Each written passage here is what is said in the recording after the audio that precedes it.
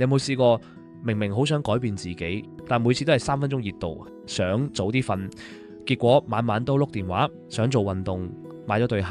住咗2次就擺埋一邊，想食健康啲，但一忙起上嚟又係茶餐廳快手搞掂，想儲錢，想讀書，想對屋企人好啲，但日子一忙，人一攰就全部打回原形。好多時候我哋會怪自己，係咪我冇自律？係咪我太懶？係咪我年紀大咗已經改唔到？但 Atomic Habits 呢本書最重要嘅提醒係，你改唔到未必係因為你差，好多時候因為你一直用錯方法。我哋成日以為改變人生要靠好大決心，好似要突然變成另一個人。由聽日起每朝6點起身，日日運動，戒晒甜品，唔再亂使錢，唔再發脾氣。但現實係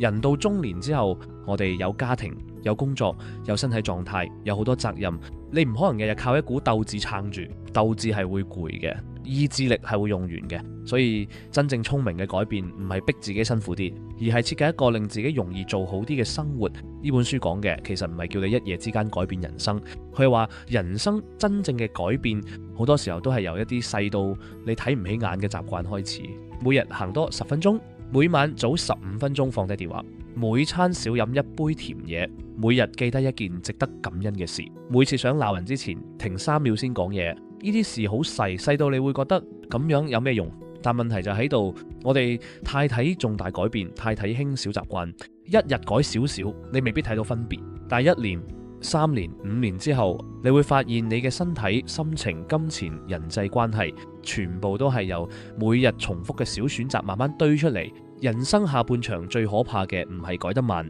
最可怕係你每日都重複緊一啲傷害自己嘅習慣，但你自己冇察覺。所以習慣唔係小事，習慣其實就係你人生嘅自動導航。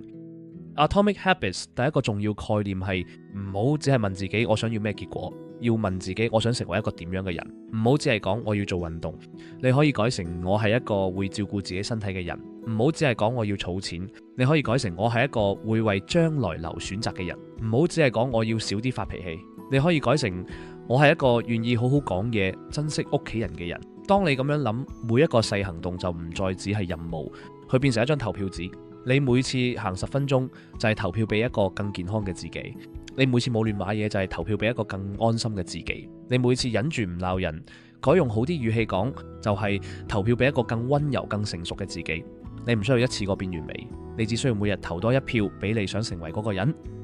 第二個概念係想做好習慣，唔好靠記性，要靠環境。好多叔叔姨姨都會話，我成日唔記得飲水，我成日唔記得食藥，我成日話要散步，但一返到屋企就唔想喐。但其實人唔係機械人，你越忙越攰，就越容易跟住環境走。所以你想改變習慣，第一步唔係罵自己，第一步係改環境。想多飲水就將水杯放喺你一定睇到嘅地方，想食健康啲就唔好將零食擺喺最易攞嘅位置。想早啲瞓就將手機叉電位放遠少少，唔好放床邊。想多啲散步就將鞋同外套放喺門口附近。人係會受環境影響嘅，你唔需要假裝自己好強，你只需要令好選擇容易出現，令壞選擇冇咁方便發生。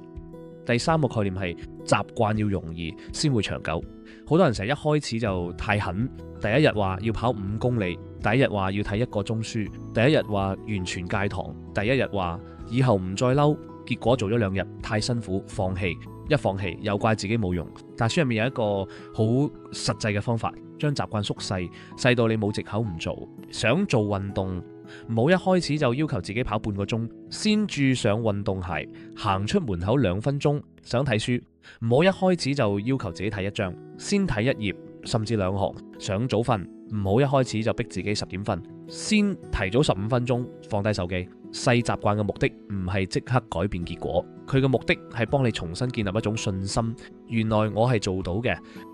第四個概念係習慣要有即時回報先容易持續。人好現實，長遠好處我哋知道重要，但眼前舒服通常更加吸引，所以要建立好習慣，你要幫自己加一啲即時嘅小獎勵，例如散步之後返屋企沖個舒服熱水涼，早瞓1晚，第2朝飲杯自己中意嘅咖啡。1星期冇亂買嘢，就將慳低嘅錢放入一個叫安心基金嘅戶口，同屋企人好好講嘢之後，喺心裏面同自己講，我今日做得幾好。唔好小看呢啲獎勵，人需要被鼓勵，尤其人生下半場，我哋成日照顧人、擔心人、為人安排，但好少停低肯定自己。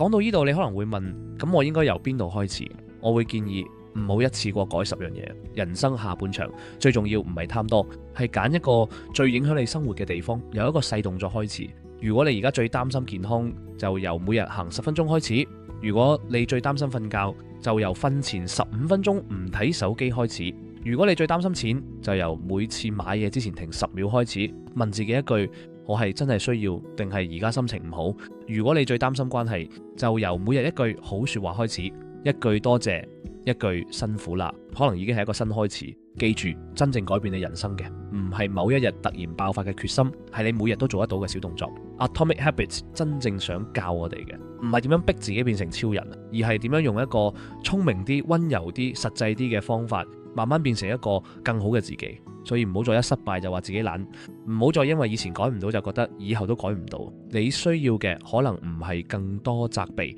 你需要嘅係一個細到你今日就做到嘅開始。今晚你可以試一件事，唔使多，只係揀一個小習慣，可能係瞓前放低手機15分鐘，可能係聽日早餐少叫一杯甜飲，可能係落街行10分鐘，可能係同屋企人講一句今日辛苦你啦。一個小動作唔會即刻改變一生，但佢會改變你對自己嘅看法。當你開始相信原來我仲可以改，